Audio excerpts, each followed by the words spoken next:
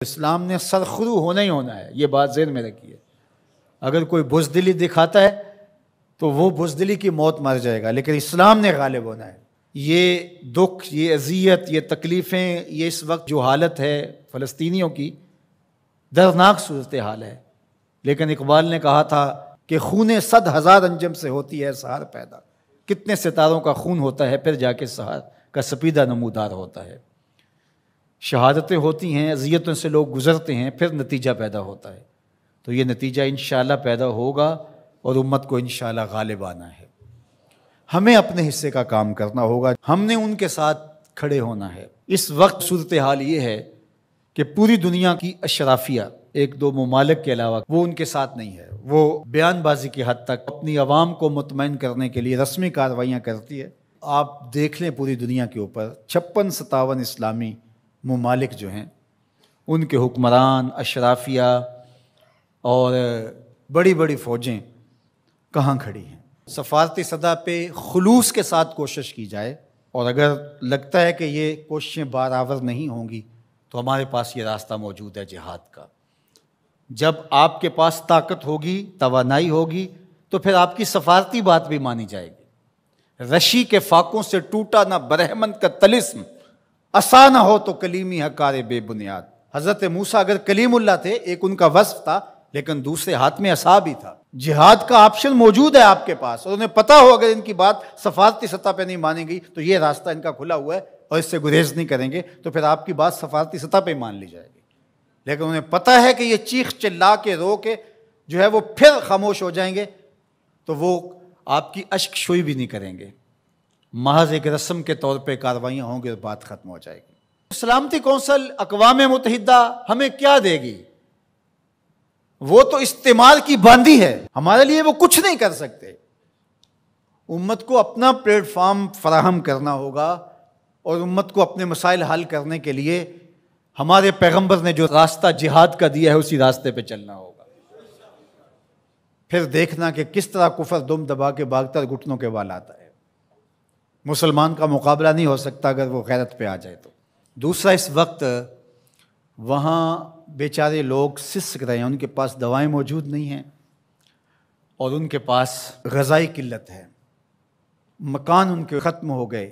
اقوام متحدہ کی رپورٹ کے مطابق 52,000 لوگ بے گھر ہو گئے، اور کہیں اس سے زیادہ لوگ بے گھر ہوئے ہیں، یہ تو ان کی رپورٹ ہے۔ تو اس لیے اللہ نے ہمیں آسودہ زندگی دی ہے، تو ہم آدھی روٹی کھا لیں اور آدھی روٹی ان اپنے مسلمان بھائیوں کے لیے بھیجنے کی کوشش کریں۔ الحمدللہ ہم نے ادارۃ المصطفیٰ کے تحت وہاں کام کا آغاز کیا ہے۔ اگر کوئی ہمارے پہ اعتماد کرنا چاہے تو ہم بھی اس خدمت کے لیے حاضر ہیں، اور انشاءاللہ آج سے وہاں غزہ کے اندر اللہ کی توفیق سے کام کا آغاز ہو گیا ہے ان کی نصرت اور اعانت کے لیے۔ باقی مختلف ذرائع ہیں، ان کے ذریعے سے آپ جو ہے وہ ان کی مدد کر سکتے ہیں۔ آپ کو اطمینان ہو جہاں تو یہ کام کرنے کا ہے۔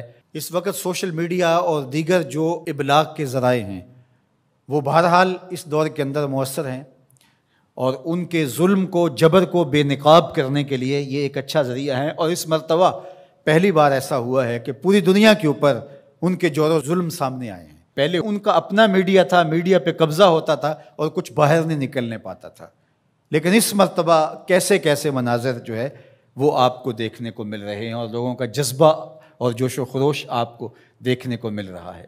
تو ہمارے پاس جو بھی ٹولز ہوں ان کے ذریعے سے ہم ان کی آواز کو پوری دنیا کے اوپر پہنچائیں، یہ ہمارا کام ہے جو ہمیں ہر صورت کرنا چاہیے۔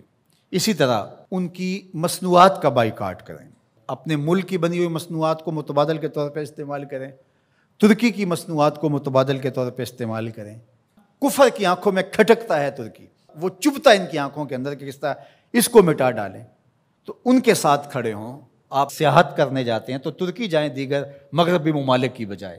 ترکی میں انبیاء کی قبور موجود ہیں، صحابہ کی قبور موجود ہیں، اور ترکی میں اصحاب کہف کا غار ہے، ہماری تاریخ ہے ترکی میں بہت ساری، تو وہاں دیکھیں، اور وہاں ان کے لوگوں کا جذبہ اور ان کا ایمان اور ان کا اخلاق پھر پاکستانیوں سے جس طرح وہ ٹوٹ کے محبت کرتے ہیں۔ ترکی کی مصنوعات کو استعمال کریں، دیگر بلاد اسلامیہ کی مصنوعات کو استعمال کریں، پاکستان کی مصنوعات کو استعمال کریں، معیار میں کم ہی کیوں نہ ہوں، کوئی بات نہیں ہے، مصنوعات جو ہیں وہ اپنے ملک کی، اپنے وطن کی استعمال کریں۔ تو بائیکاٹ کریں گے تو انشاءاللہ اس سے ان کو مالی نقصان ہوگا اور جو ہے وہ مسلمانوں کو اس کا فائدہ ہوگا۔ اسی طرح جو ہے وہ ان کی اخلاقی مدد کریں، جو صحافی ہیں وہ ان کے لیے لکھیں، جو بولنے والے ہیں علماء وہ تقریروں میں، تحریروں میں، گفتگو میں لوگوں کو اویئرنیس دیں۔ اتحاد امت کے ذریعے سے ہم ان کی مدد کر سکتے ہیں۔ امت اگر متحد ہو جائے، جغرافیائی تقسیمیں، لسانی عصبیتیں اور باہمی ہماری ذاتی رنجشیں اور نفرتیں جو ایک دوسرے کے خلاف کھڑی ہو جاتی ہیں اور جس سے امت کا اتحاد پارا پارا ہو جاتا ہے، یہ بدبختی ہوتی ہے۔ تو ان ساری تقسیمات کو رد کر کے حضور کے نام پر، قدس کے نام پر، قرآن کے نام پر، توحید کے نام پہ ہم جمع ہو جائیں۔ الکفر ملت واحدہ، سارا کفر ایک ملت ہے، تو مسلمان کیوں جمع نہیں ہو سکتے ہیں؟ حضور کے نام پہ سب جمع ہو جائیں۔ امت کی وحدت اس بات کا پیغام ہے کہ دشمن کے چھکے چھوٹ جائیں۔ میں اپنے ساتھ جڑے ہوئے تمام لوگوں کو کہتا ہوں، اپنی اولادوں کو بہت اچھا پڑھائیں، ان کی دینی تربیت آخری حد تک کریں، اور ان کی جو دنیاوی تعلیم ہے اس کو بھی بہتر سے بہترین انداز میں آگے لے کے جائیں۔ وہ ہر شعبے کے اندر آگے بڑھ کے شعبے کے اہم منصب تک پہنچیں، اور ان کے اندر جو راسخ مسلمان ہے وہ مضبوط تر ہو، وہ آپ کی آغوش سے گزرا ہے، وہ وہاں جا کر کے بھی جو ہے وہ پکا سچا مسلمان ہو۔ سب لوگ اس طرح جب آگے جائیں گے تو پھر نتیجہ آپ کے سامنے ہوگا، لیکن اگر ہم یہ نہیں کریں گے تو پھر ہم سوائے چیخنے چلانے کے، صدائے احتجاج بلند کرنے کے اور کچھ نہیں کر پائیں گے۔ تو بہرحال غالب تو آنا ہی آنا ہے اسلام نے، وہ پھر ہم نہیں ہوں گے، پھر اللہ تعالیٰ کسی اور کو منتخب کر لے گا ہماری جگہ پہ۔